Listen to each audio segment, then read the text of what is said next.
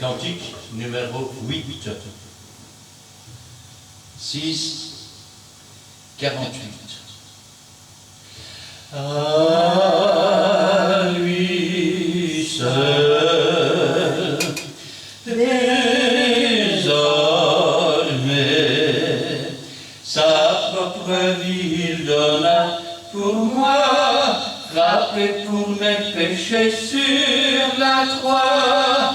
À lui seul, désormais,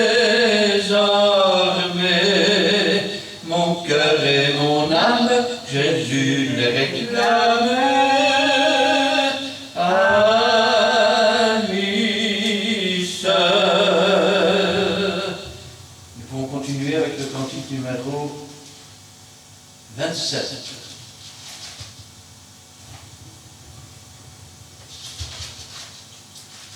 Nous chanterons sur 2 octaves.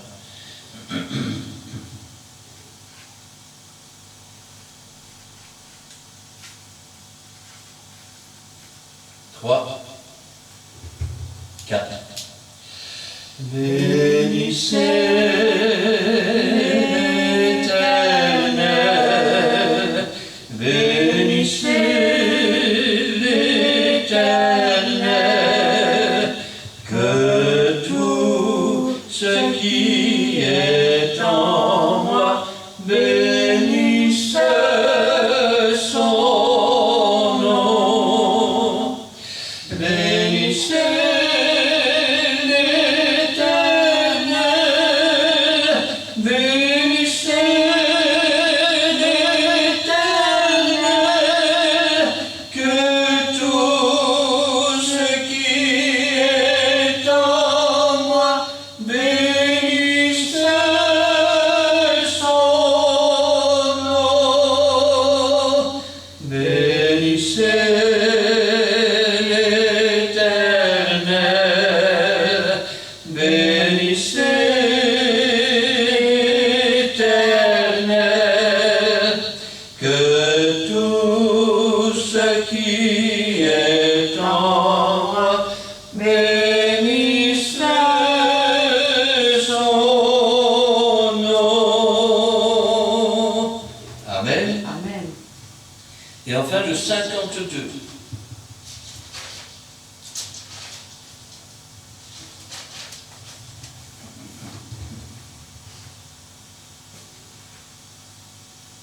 Trois, 4.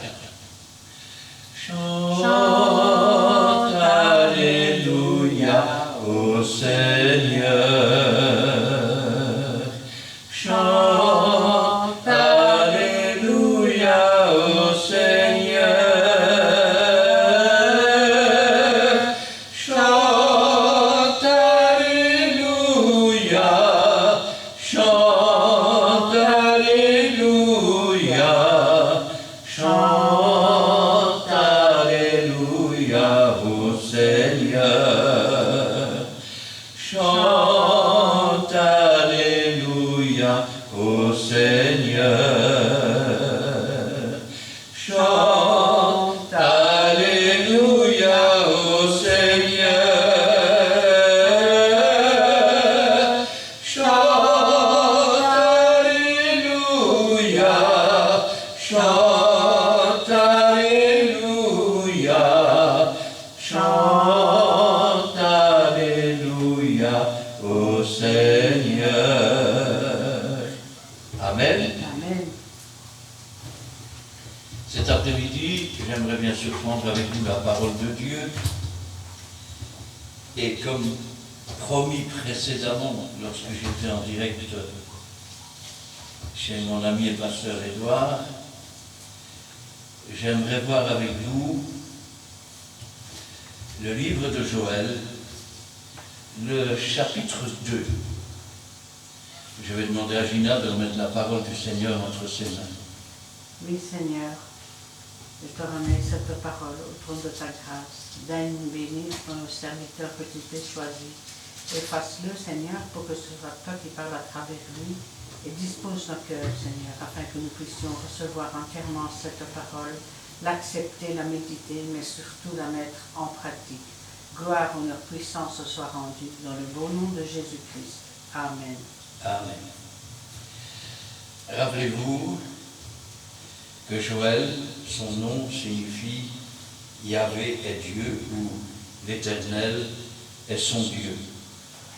Il est fils de Bethuel, c'est-à-dire persuadé par Dieu ou ouverture de Dieu. Ce prophète a une particularité puisqu'il est connu de tous les pentecôtistes, au moins pour les versets, petit instant, pour les versets sur le baptême du Saint-Esprit. Aujourd'hui, on va voir que ce prophète, il n'est pas possible de le dater. Nous ne savons pas si c'est avant la déportation d'Israël, si c'est au retour de la déportation. Bien déchu si quelqu'un peut mettre une date. Et c'est bien parce que, vu qu'il n'y a pas de date, eh bien, nous pouvons dire que ces paroles ne constituent pas des paroles pour une époque. Rappelez-vous qu'il est prophète. Quand je dis pour une époque, c'est-à-dire il n'y a pas de date, il n'y a pas... Vous savez, c'est un peu comme quand Jésus est venu sur la terre. Il a dit, nul ne connaît le jour ni l'heure, si ce n'est le Père qui l'a fixé de sa propre autorité. Alors j'aimerais maintenant prendre ce chapitre 2 avec vous et le lire. Sonnez de la trompette en Sion, faites-la retentir sur ma montagne sainte, que tous les habitants du pays tremblent, car le jour de l'Éternel vient, car il est proche, jour de ténèbres et d'obscurité, jour de nuées et de brouillard. Il vient comme l'aurore, se répand sur les montagnes. Voici un peuple nombreux et puissant, tel qu'il n'y en a jamais eu et qu'il n'y en aura jamais, dans la suite des âges. Devant lui est un feu dévorant, derrière lui une flamme brûlante. Le pays était auparavant comme un jardin d'Éden, et depuis c'est un désert affreux. Rien ne lui échappe. Allez voir, on dirait des chevaux, et ils courent comme des cavaliers. À les entendre, on dirait un bruit de char sur le sommet des montagnes où ils bondissent. On dirait un pétillement de la flamme du feu. Quand elle consume le chaume, c'est comme une armée puissante qui se prépare au combat. Devant eux, les peuples tremblent. Tous les visages pâlissent. Ils s'élancent comme des guerriers. Ils escaladent les murs comme des gens de guerre. Chacun va son chemin sans s'écarter de sa route. Ils ne se pressent point les uns les autres.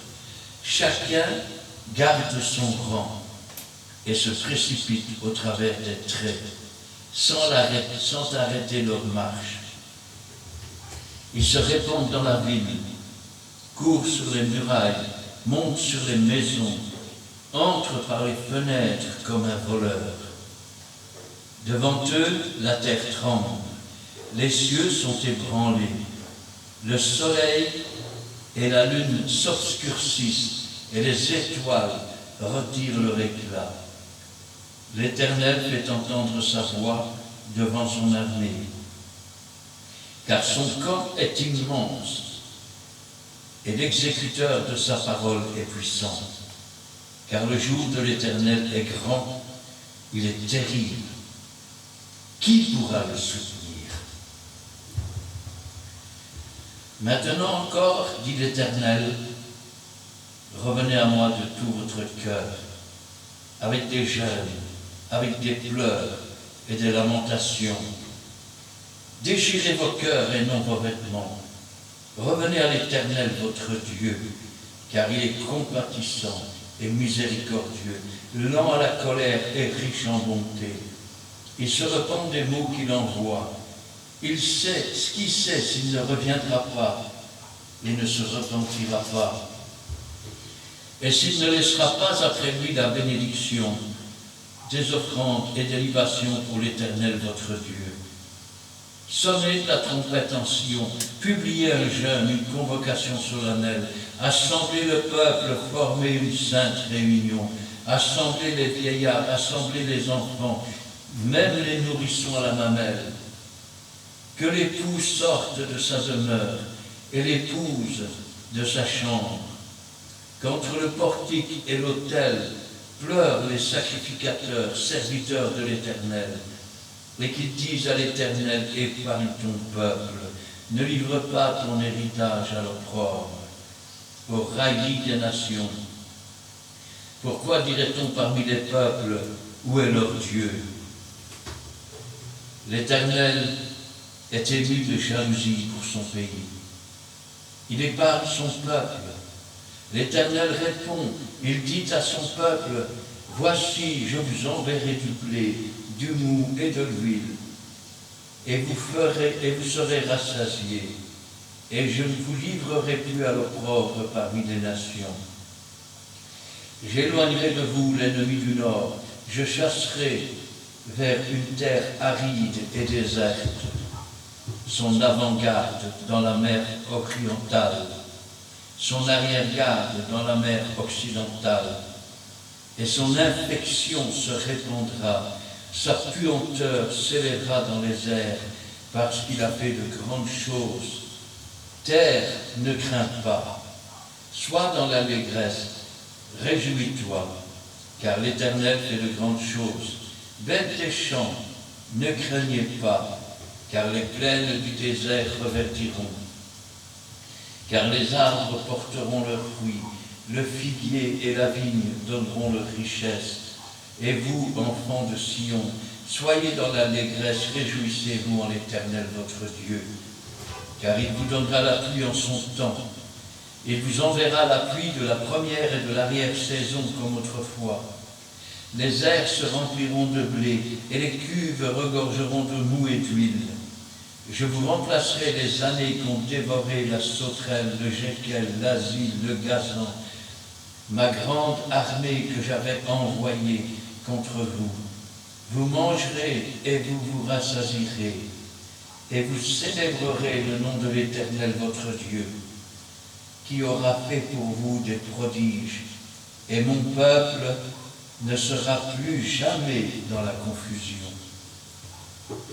Et vous saurez que je suis au milieu d'Israël, que je suis l'Éternel votre Dieu, et qu'il n'y en a point d'autre. Et mon peuple ne sera plus jamais dans la confusion. Après cela, je répandrai mon esprit sur toute chair. Vos fils, vos filles prophétiseront, vos vieillards auront des songes, et vos jeunes gens des visions. Même sur les serviteurs et sur les servants, dans ces jours-là, je répandrai mon esprit. Je ferai paraître des prodiges dans les cieux et sur la terre, du sang, du feu, des colonnes de fumée. Le soleil se changera en ténèbres et la lune en sang, avant l'arrivée du jour de l'Éternel, de ce jour grand et terrible. Alors quiconque invoquera le nom de l'Éternel sera sauvé. Le salut sera sur la montagne de Sion et à Jérusalem, comme a dit l'Éternel, et parmi les réchappés que l'Éternel appellera.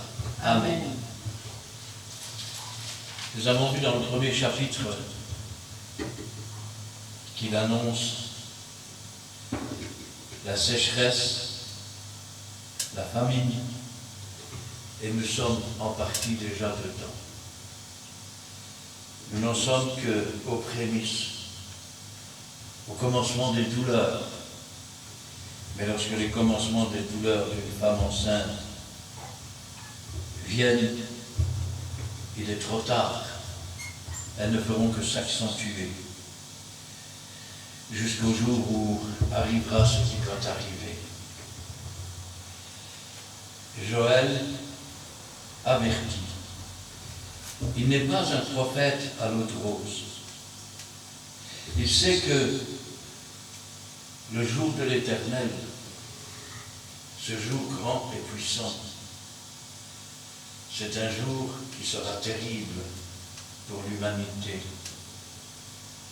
Mais pas seulement. Il faut comprendre ceci.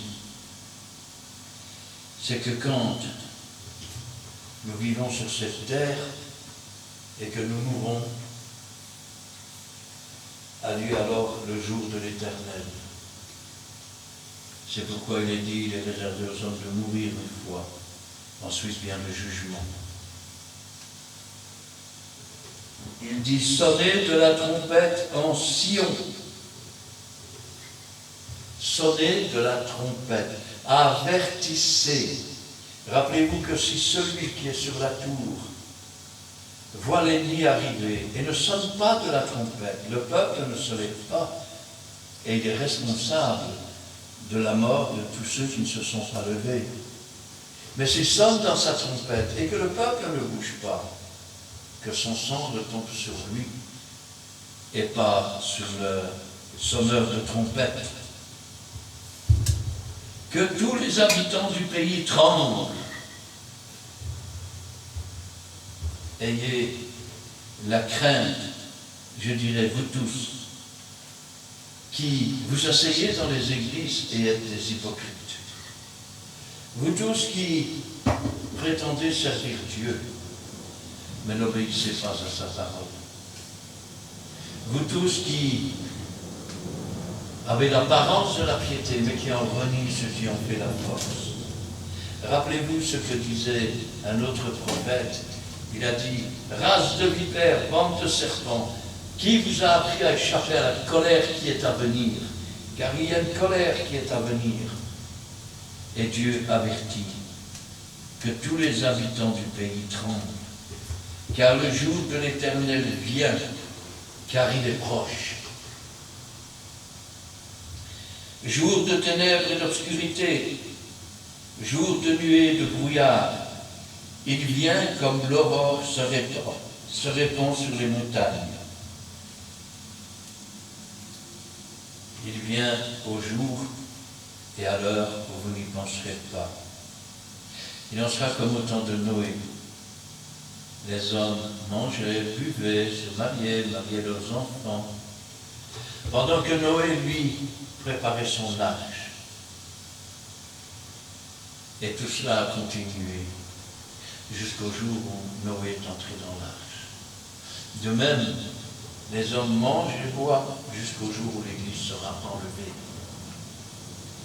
Voici un peuple nombreux et puissant tel qu'il n'y en a jamais eu et qu'il n'y en aura jamais dans la suite des âges. Devant lui est un feu dévorant et derrière lui une flamme brûlante. Un peuple nombreux. C'est un peuple où chacun sait ce qu'il a à faire. Chacun va où il doit aller. Il passe par les fenêtres. La fenêtre est-elle ouverte ou fermée? Il grimpe sur les murs. Il rentre dans les maisons. C'est un peuple surnaturel. Quand nous regardons dans le livre de l'Apocalypse, je voudrais que vous compreniez quel est ce peuple. Chapitre 9, à partir du verset 1, le 5e ange sonna de la trompette, et je vis une étoile qui était tombée du ciel sur la terre. Ce que ce chapitre ne nous dit pas, mais que d'autres nous disent, c'est qu'il entraîne le tiers des autres étoiles. Malheur à la terre, parce que le diable est descendu jusqu'à vous. Il sait qu'il en a pour peu de temps, il va donc se déchaîner.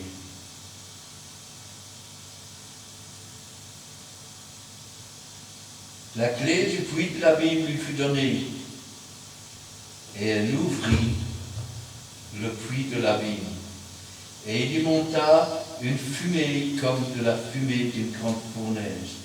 Et le soleil et l'air s'obscurcirent par la fumée du puits.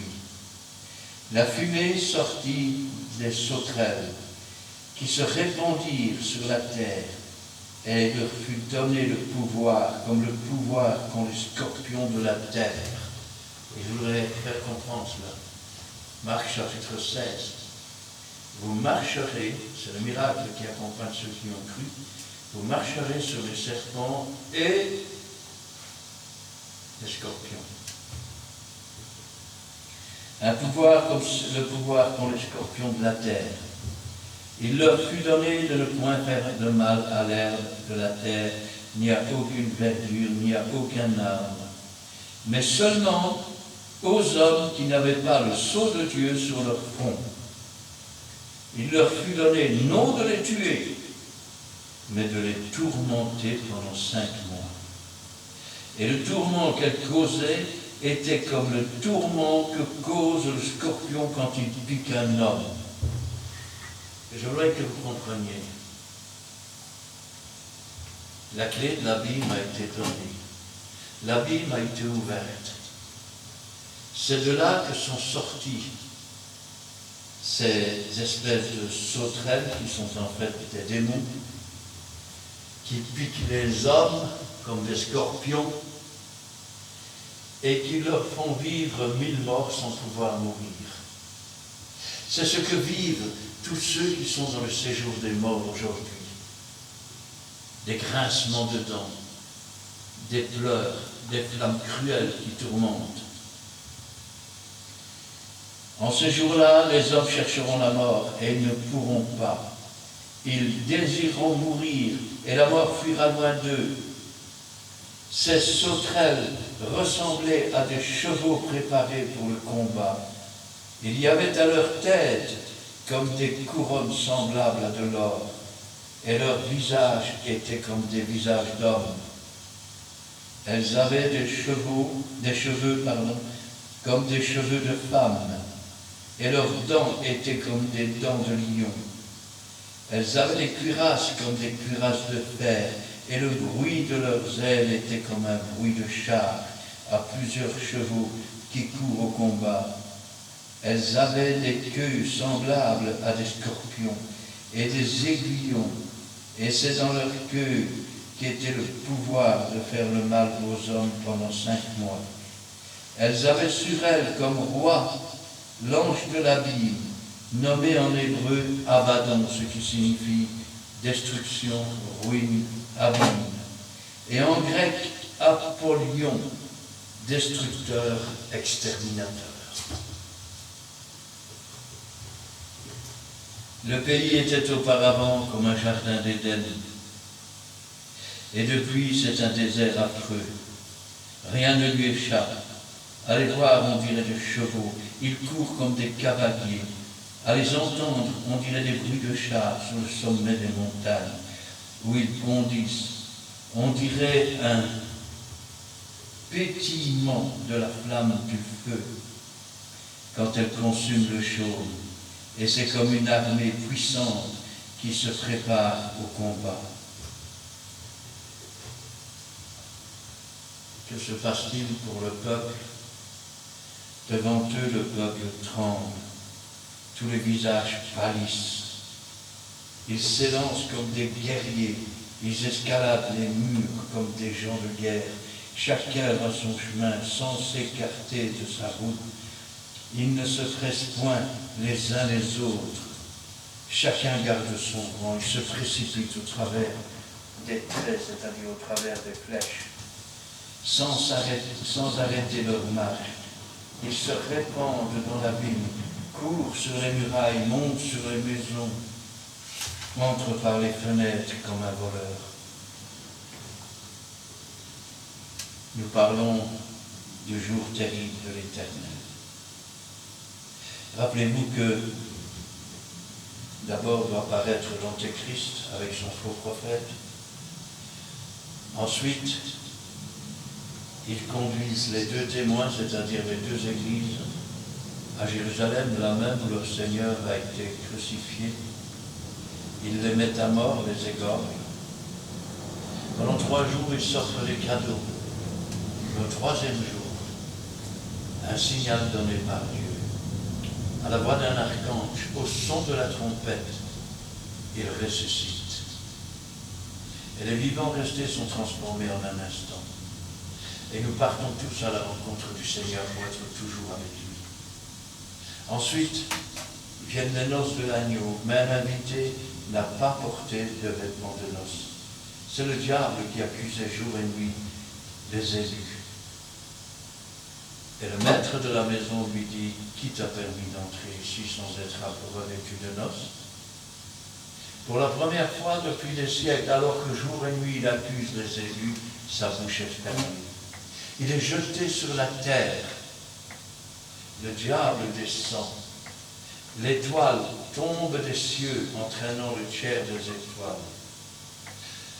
Le diable tombe des cieux, entraînant avec sa queue le tiers des étoiles, c'est-à-dire les anges déchus. Et malheur à la terre, car il sait qu'il en a pour peu de temps. Et les enfers s'ouvrent, et les démons en sortent. Ils rentrent dans la ville, dans les maisons, par les fenêtres, ils montent. Les hommes vivent dans l'horreur, dans l'effroi. Ils sont comme piqués dans la souffrance, dans la douleur. Ils vivent ce que tous ceux qui ont rejeté Jésus dans le séjour des morts vivent tous les jours. Devant eux, les peuples tremblent, tous les visages pâlissent. Ils s'élancent comme des guerriers. Ils escaladent les murs comme des gens de guerre. Chacun va son chemin sans s'écarter de sa route. Ils ne se pressent point les uns les autres. Chacun garde son rang. Devant eux, verset 10, devant eux, la terre tremble. Les cieux sont ébranlés. Le soleil et la lune s'obscurcissent.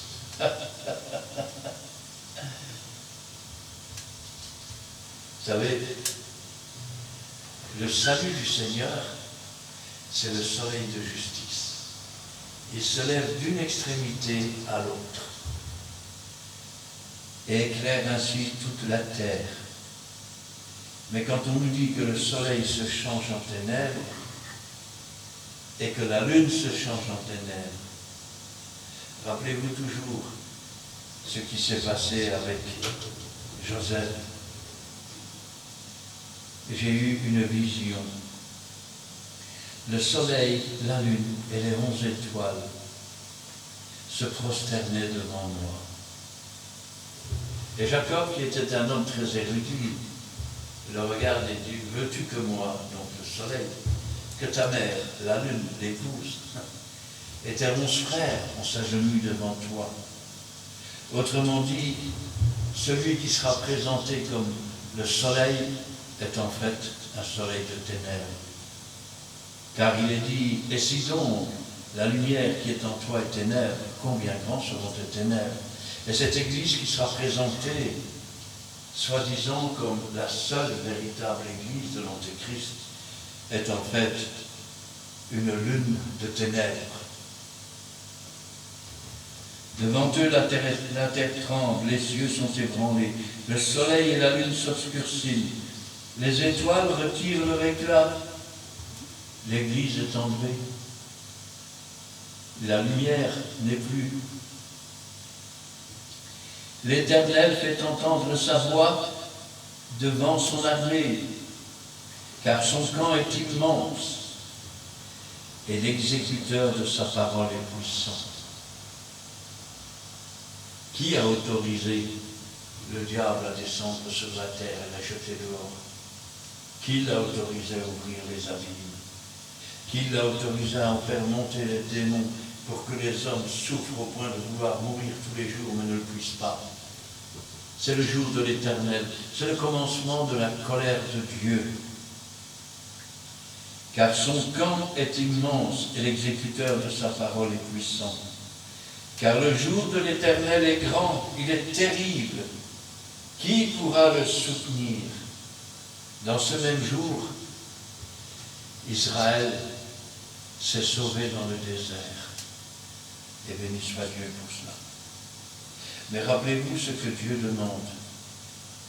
priez pour que ce jour n'arrive pas en hiver, car il y aura alors une détresse comme il n'y en a jamais eu, qu'il n'y en aura plus jamais. Malheur aux femmes qui seront enceintes, à celles qui allaiteront en ces jours.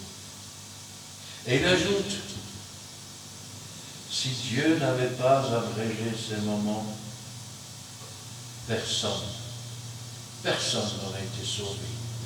Mais Dieu abrégera les moments pour ces 12 000 de chaque tribu dans le désert. Voilà, Joël a annoncé ce qui va arriver au jour de l'Éternel.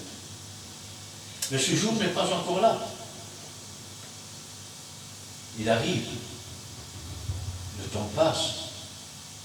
Chaque minute qui passe nous rapproche d'une minute de ce jour. Chaque jour qui passe nous rapproche d'un jour. Chaque année qui passe dans nos vies nous rapproche du jour où nous devons rencontrer Dieu. Soit pour entrer dans le séjour de Dieu, soit pour entrer dans ce séjour où ces espèces de sauterelles vont nous piquer au point que nous demandions la mort, mais que nous ne puissions pas mourir.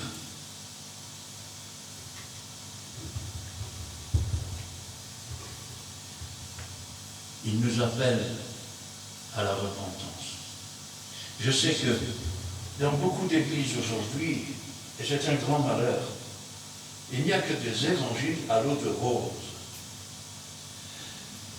Tout le monde est beau, tout le monde est gentil, on ira tous au paradis.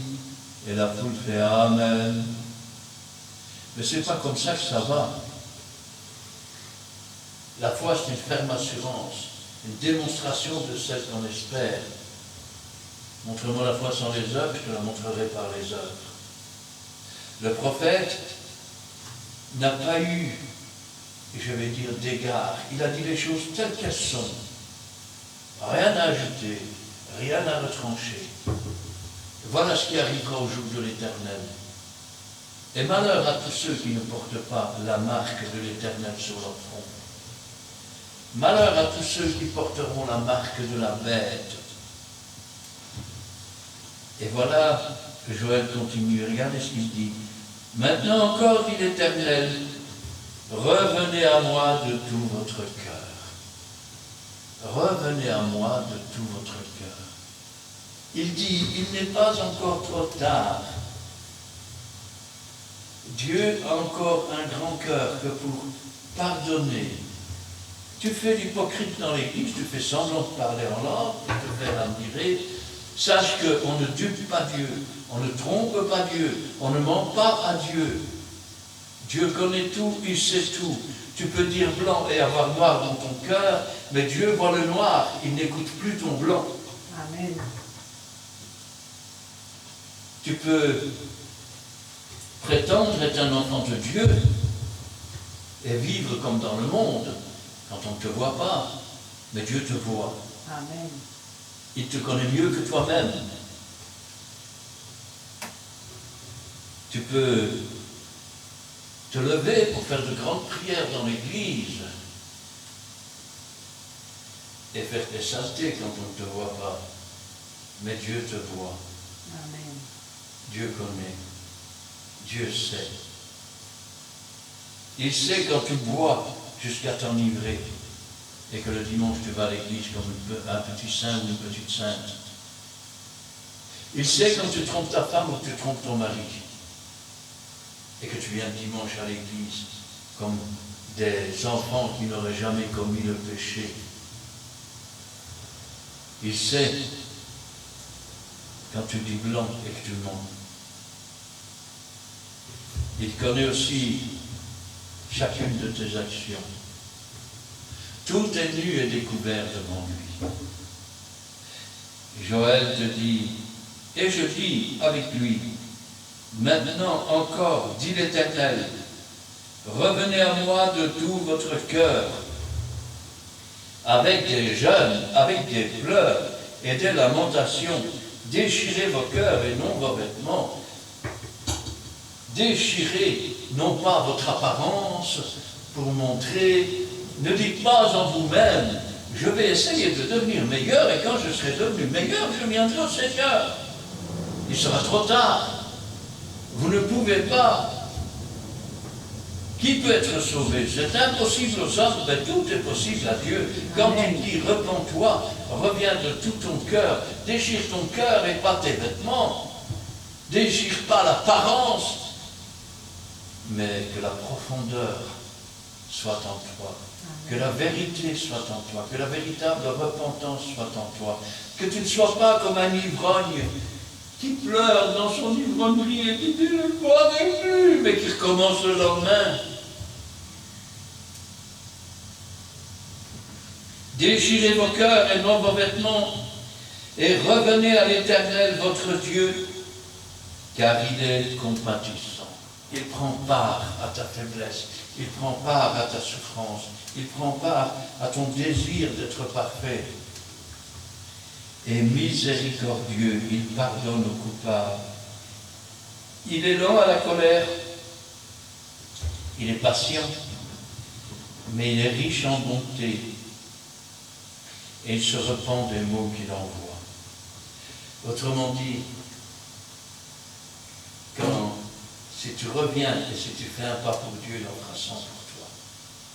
Si maintenant tu regrettes vraiment, que tu te repens et que tu veux vraiment changer de vie, Dieu va se repentir du mal qu'il voulait.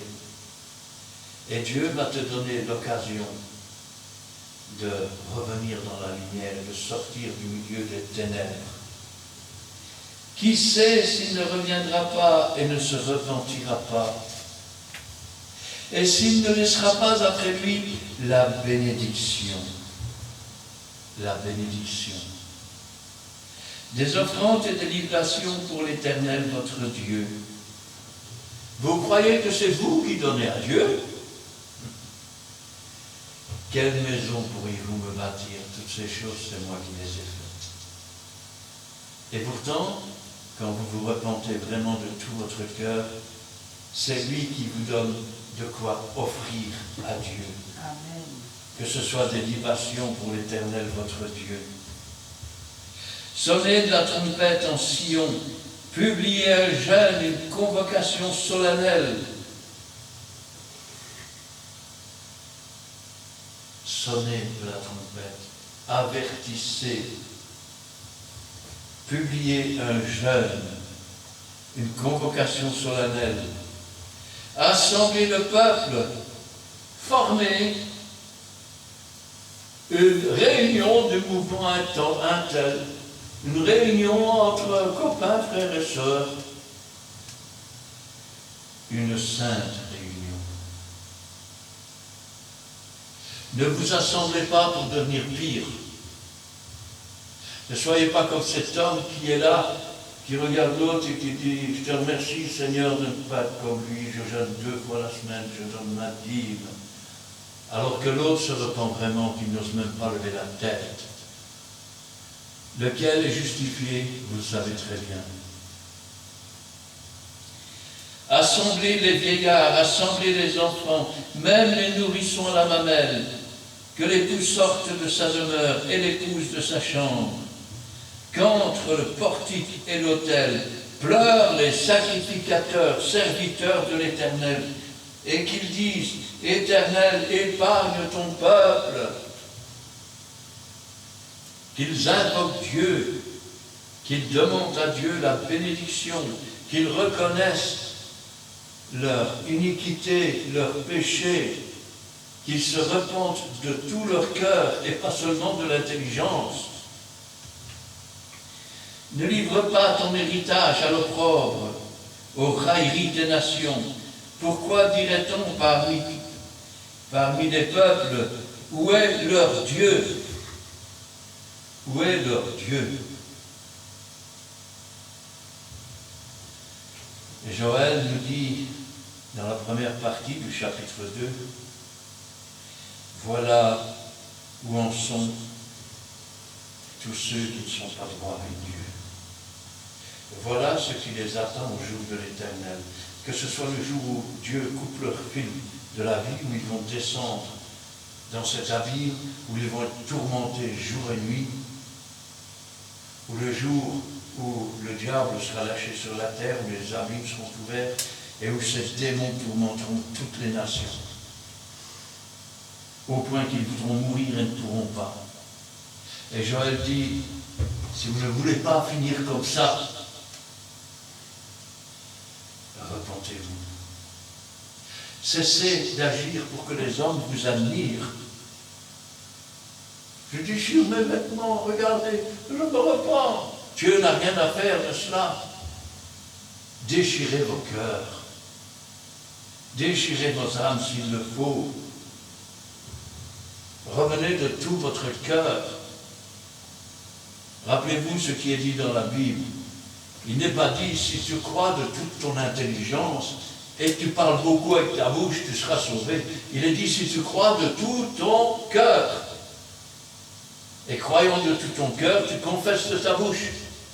Alors tu seras sauvé. La bonté de l'Éternel. L'Éternel est ému de jalousie pour son pays. Et il épargne son peuple. Dieu n'est pas un Dieu insensible. Dieu n'est pas un Dieu qui n'écoute pas. Joël te dit, repens-toi, change de vie vraiment. N'attends pas d'être meilleur, viens tel que tu es. Agenouille-toi, prie le Seigneur, reconnais tes fautes, tes transgressions, implore-le de te pardonner et de te délivrer. Et il épargne son peuple. L'Éternel répond et il dit à son peuple, voici, je vous enverrai du blé, du mou et de l'huile. Le blé, c'est la semence. Le mou, c'est ce qui sert à faire le vin, comme le sang de l'agneau. Et puis l'huile, c'est ce qui sert à l'onction.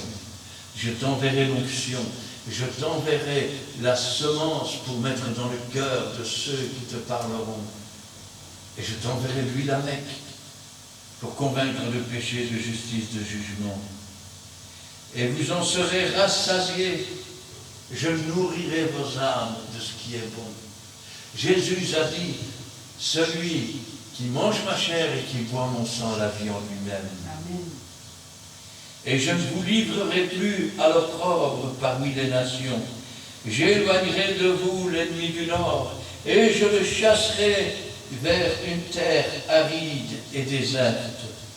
Son avant-garde dans la mer orientale, son arrière-garde dans la mer occidentale, et son infection se répandra, sa puanteur s'élèvera dans les airs, parce qu'il a fait de grandes choses. Terre ne craint pas. Vous savez, il m'est déjà arrivé d'avoir affaire à des personnes qui sont possédées, et au moment où l'esprit sort, il y a une puanteur qui sort avec. C'est incroyable. Soit dans la joie, soit dans la paix. Jésus a dit, je vous donne ma paix, je vous laisse ma paix, je ne vous donne pas comme le monde. Une paix qui surpasse toute intelligence. Sois dans l'allégresse et réjouis-toi, car l'Éternel fait de grandes choses. Bêtes et champs, ne craignez pas, car les plaines du désert reverdiront, car les arbres porteront leurs fruits, les figuiers et la vigne donneront leur richesse. Et vous, enfants de Sion, soyez dans l'allégresse, réjouissez-vous en l'Éternel votre Dieu, car il vous donnera la pluie en son temps. Il vous enverra la pluie de la première et de l'arrière-saison comme autrefois. La pluie de la première saison, c'est l'Ancien Testament. La pluie de la dernière saison, c'est le baptême du Saint-Esprit. Amen. Mais il y a eu la pluie des prémices, des temps de la grâce, et il y aura la pluie de la fin de saison, fin de la grâce, où Dieu donnera son esprit à ces deux églises, ces deux témoins pendant 3 ans et demi, et où ils prophétiseront avant d'être mis à mort. Les airs se rempliront de blé, et les cuves regorgeront de mou et d'huile. Je vous remplacerai les années qu'ont dévoré la sauterelle, le gélette, le asile, le gazan, ma grande armée que j'avais envoyée contre vous. vous mangerez et vous rassasierez. Et vous célébrerez le nom de l'Éternel votre Dieu qui aura fait pour vous des prodiges. Et mon peuple ne sera plus jamais dans la confusion. Et vous saurez que je suis au milieu d'Israël. Israël signifie lutteur avec Dieu. Dieu est au milieu de ceux qui luttent avec lui. Amen. Que je suis l'Éternel votre Dieu et qu'il n'y en a point d'autre. Et mon peuple ne sera plus jamais dans la confusion. Et il vous indique ce que sera la fin des temps. Quelle souffrance, quelle douleur. Ce qu'est aussi la fin d'un homme dans sa vie. Quand le fil de sa vie est coupé, s'il n'a pas Dieu dans son cœur, il descend dans cet endroit, nous sortirons ces sauterelles comme des scorpions. Puis il nous invite à nous repentir, à changer de vie. Cherchez l'Éternel pendant qu'il se trouve, invoquez-le tandis qu'il est prêt, que le méchant abandonne sa voie, qu'il retourne à l'Éternel, à notre Dieu, qui ne se lasse pas de pardonner. Et si tu reviens de cette façon, si tu déchires ton cœur, si tu reconnais tes transgressions, si tu reconnais de n'avoir pas vécu vraiment pour Dieu, mais de t'être servi de Dieu pour avoir une réputation, mais qu'en réalité, tu n'en as rien à faire. Et si tu reconnais de t'être conduit comme cela, alors Dieu changera les temps et les circonstances pour toi. Alors tu deviendras un lutteur avec Dieu. Alors le pardon te sera offert par Dieu. Ton péché te sera effacé. Tes transgressions disparaîtront.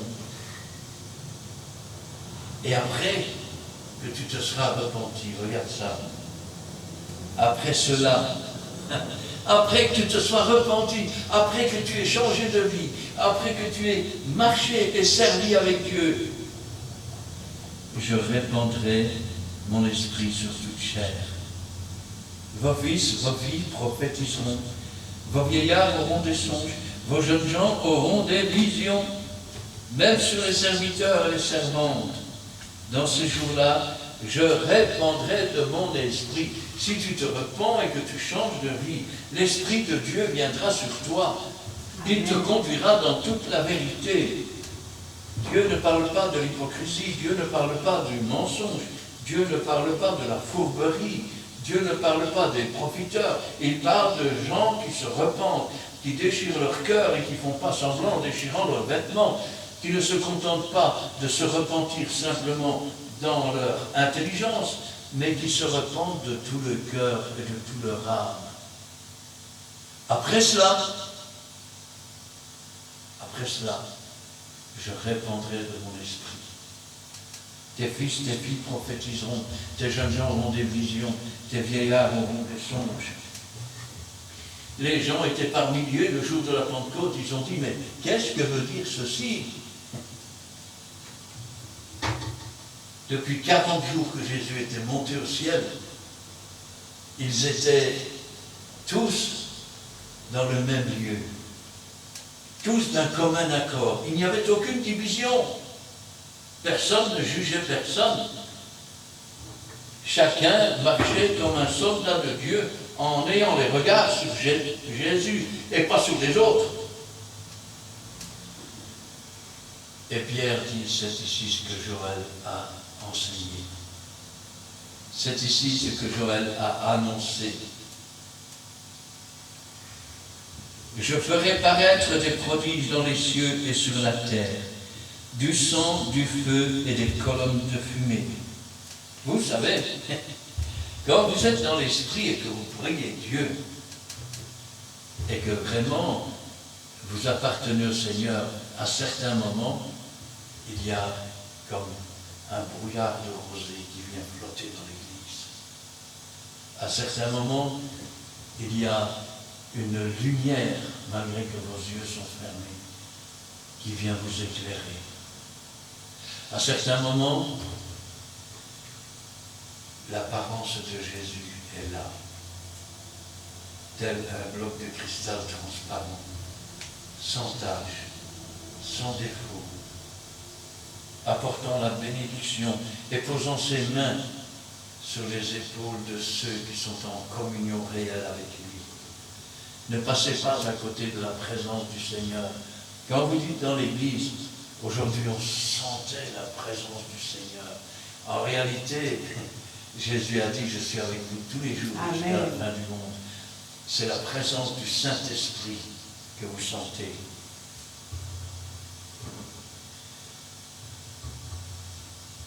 Je ferai paraître des prodiges dans les cieux et sur la terre, du sang et des colonnes de fumée. Le soleil se changera en ténèbres. Après cela, après que vous vous soyez repentis, après avoir reçu le baptême du Saint-Esprit, à un moment donné, quand les temps sont fixés, commence à basculer l'humanité dans le surnaturel. Quand le soleil se change en ténèbres, c'est quand l'Antéchrist vient se faire passer pour le Seigneur. Quand la lune se change en sang, la lune, rappelez-vous, c'est l'Église. Rappelez-vous cette vision dans le livre de l'Apocalypse. Il y a une femme, cette femme c'est Israël. Elle a une couronne de 12 étoiles sur la tête. Israël et ses 12 tribus. Elle porte un enfant dans ses bras. L'enfant a été enlevé au ciel. Cet enfant, c'est Jésus, car le salut vient des Juifs. Elle a sous ses pieds la lune. La lune, c'est l'Église. Et quand l'enfant lui est enlevé, la femme est transportée dans le désert. Ce sont les 12 000 de chaque tribu d'Israël.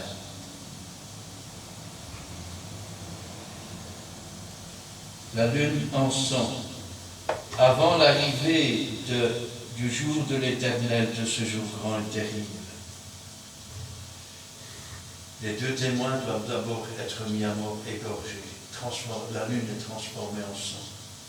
Ensuite, elle est enlevée au ciel. Et après seulement, vient le grand jour de l'Éternel, où le diable est lâché sur la terre, où les abîmes sont ouvertes, où les démons comme des sauterelles sortent, et puis tous les hommes. Alors quiconque invoquera le nom de l'Éternel sera sauvé. Et là, nous parlons maintenant de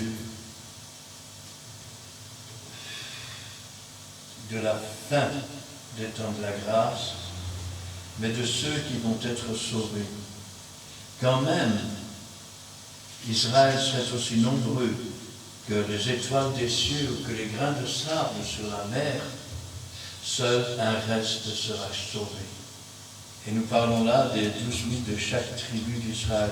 On ne parle pas des 144 000 témoins de Jéhovah qui ont été créés par un premier faux prophète, Charles Taze Rousseau, un deuxième faux prophète, un juge faux prophète, et qui ont toujours, je vais dire quelque part, caché leurs mensonges par des tours de passe-passe. On ne parle pas d'une église catholique qui s'agenouille devant des postures, des statues qui abordent les morts en faveur des vivants, qui, je vais dire, abusent d'enfants et autres, des curés qui vont dans les bordels avec des putes, excusez-moi l'expression, mais c'est la vérité. On parle ici des véritables, de ceux qui suivent le Seigneur. On ne parle pas des évangélistes qui se cassent avec la caisse ou qui profitent de l'argent des chrétiens pour s'acheter des belles bagnoles, ou on ne sait pas. Hein. On parle ici des véritables enfants de Dieu. Alors quiconque invoquera le nom du Seigneur sera sauvé. Le salut sera sur la montagne de Sion et à Jérusalem. Comme il a dit, et parmi les réchappés que l'Éternel appellera. Quand la lune va être changée en sang, quand l'Église, les deux témoins vont être égorgés, Les hommes vont se faire des cadeaux, c'est marqué dans le livre de l'Apocalypse. Pendant 3 jours et demi, ils vont s'offrir des cadeaux. Enfin débarrassés. L'Antéchrist nous a dit que ces gens étaient des gens qui étaient des mécréants, qu'il fallait les supprimer, que c'était le châtiment de Dieu. Sauf que 3 jours et demi après, une voix se fait entendre du ciel. Elle dit, montez ici. C'est l'enlèvement de l'Église. Et devant les hommes, devant le ciel, devant les anges, ces morts se lèvent. Devant Israël. Et Israël se rend compte qu'elle a été trompée. Car si Dieu voulait les faire mourir, pourquoi sont-ils vivants maintenant? Pourquoi Dieu leur a-t-il rendu la vie? C'est alors que les 144 000 se rendront compte qu'ils ont été trompés et s'enfuiront dans les déserts.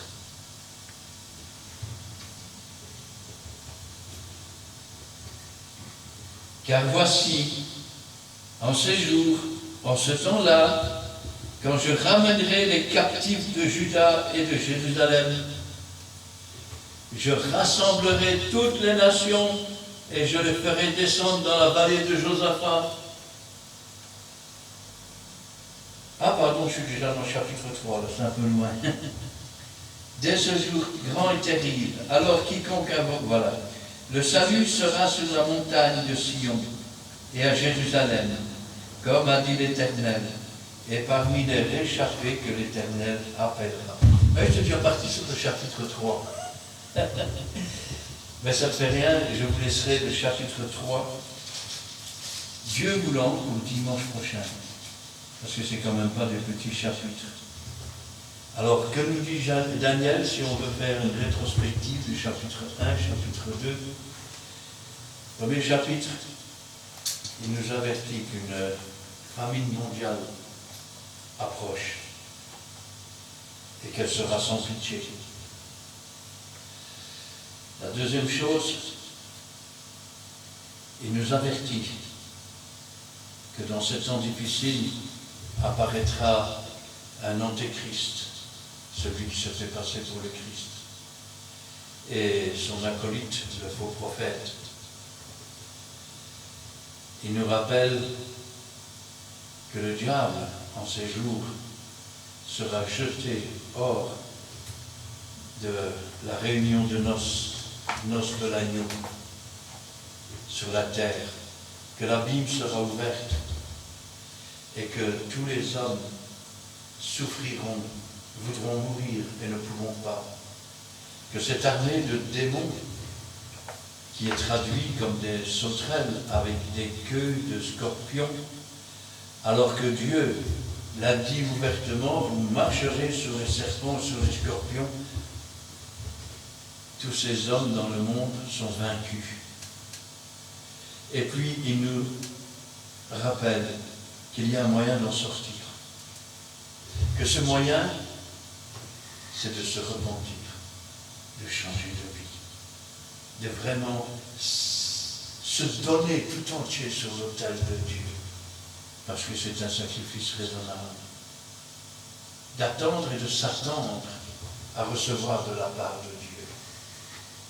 Sachant qu'après que nous aurons fait ce pas, Dieu répandra son esprit sur nous. Alors vous n'aurez plus à vous dire, comment faire pour avoir le baptême du Saint-Esprit? Qu'est-ce que je dois faire? Comment je dois faire? Repens-toi, change de vie, marche dans la sanctification sans laquelle personne ne verra Dieu. Pense à servir Dieu et Dieu te donnera ce dont tu as besoin. Arrête de simplement marcher avec ton intelligence. Demande à Dieu d'ouvrir ton âme, d'ouvrir ton cœur, de le déchirer s'il le faut, afin qu'il puisse entrer et y faire sa demeure. Que tu ne t'appartiennes plus, mais que tu appartiennes au Seigneur. Rappelez-vous ce qui est marqué dans la Bible. Que je vive ou que je meure, j'appartiens au Seigneur. Si je vis pour Jésus. Si je meurs pour Jésus. Quiconque croit en Jésus, quand bien même il serait mort, il vivra quand même. Puis il nous rappelle que les derniers temps Il y aura ces temps difficiles, ces famines qui approchent. Mais après, l'Église aussi souffrira. Je sais que beaucoup ne veulent pas entendre ces paroles parce que c'est trop dur. Mais laissez-moi vous rappeler que si la pluie de la première saison a donné la Pentecôte, la pluie de l'arrière-saison a réveillé les deux témoins, les deux prophètes, les deux oliviers, les deux chandeliers. Rappelez-vous qu'avec l'effusion du Saint-Esprit, avec le réveil de l'Église, il y a toujours eu des persécutions. Les premiers chrétiens seront traités comme les derniers. Dans l'Ancienne Alliance, tous les prophètes ont été mis à mort par les gens religieux. Dans la Nouvelle Alliance, les premiers chrétiens ont été torturés, sciés. Oui, sciés, carrément, avec une scie.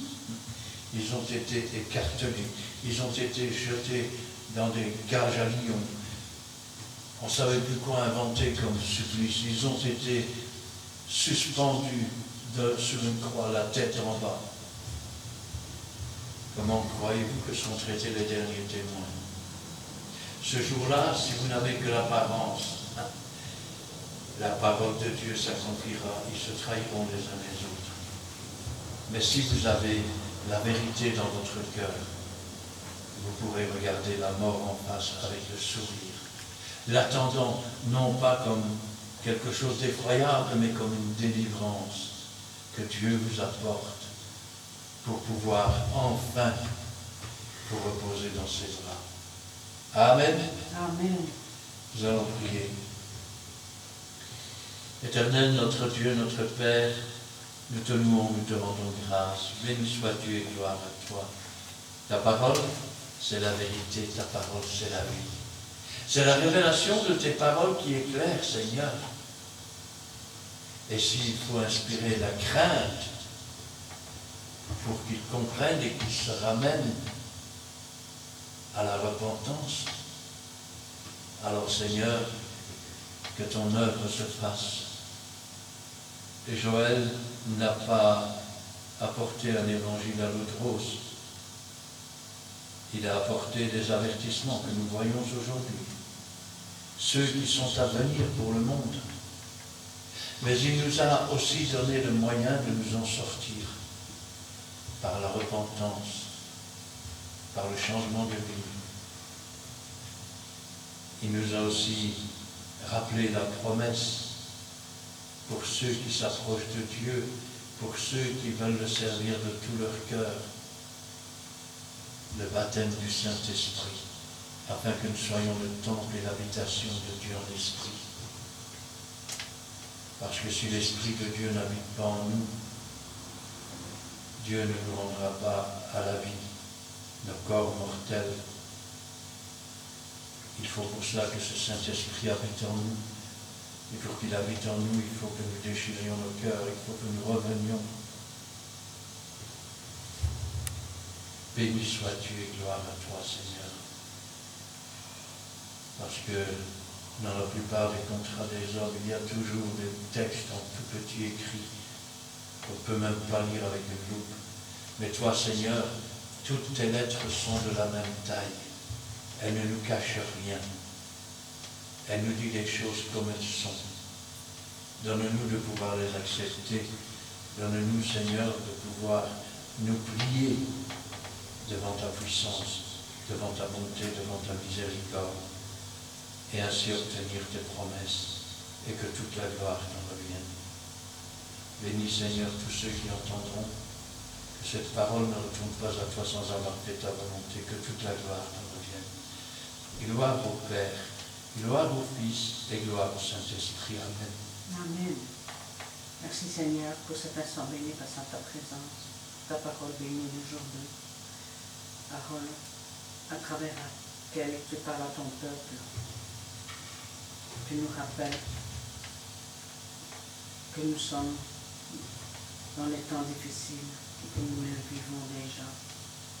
Tu nous exhortes à nous repentir, à changer de vie, à nous sanctifier davantage, à nous purifier et à te rester fidèle, comme ton âme tu l'es envers nous, à rester sur ce chemin que tu as tracée pour nous, qui nous mène à la vie éternelle. Et qu'enfin nous puissions être remplis de ton Saint-Esprit. Nous le voulons de tout notre cœur, car nous t'aimons, et tu es notre Dieu, notre Père, et un jour tu as fait de nous tes enfants. Donne-nous, Seigneur, de méditer cette parole, de l'accepter, mais surtout de la mettre en pratique.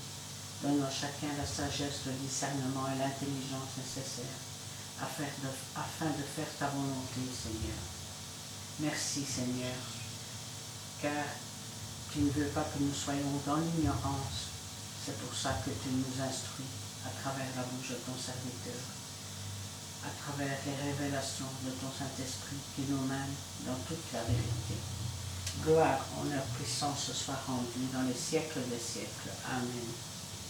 Amen. Eh bien, nous terminerons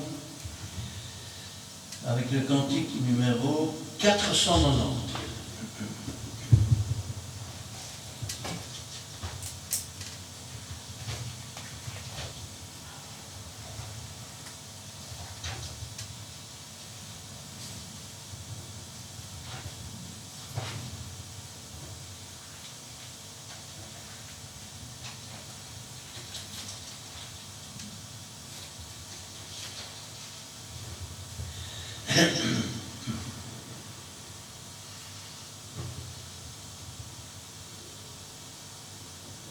Six, 48. Que devient mon enfant ce soir?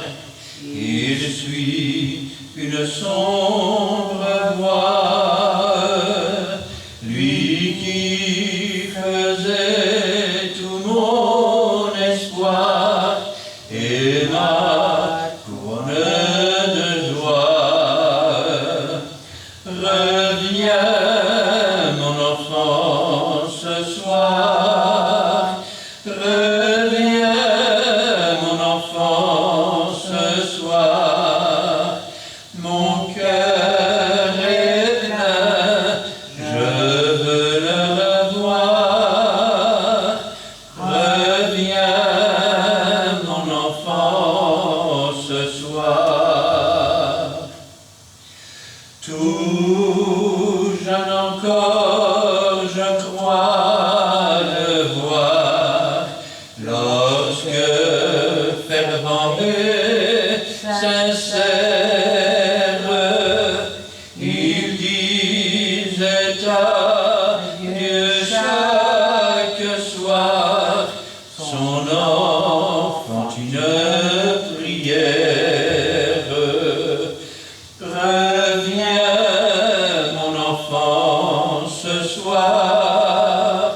Reviens, mon enfant, ce soir.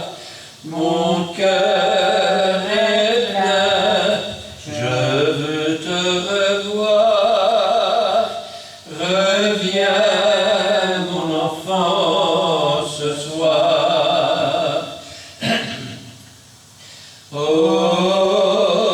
qui me rendra mon enfant comme autrefois plein de charme.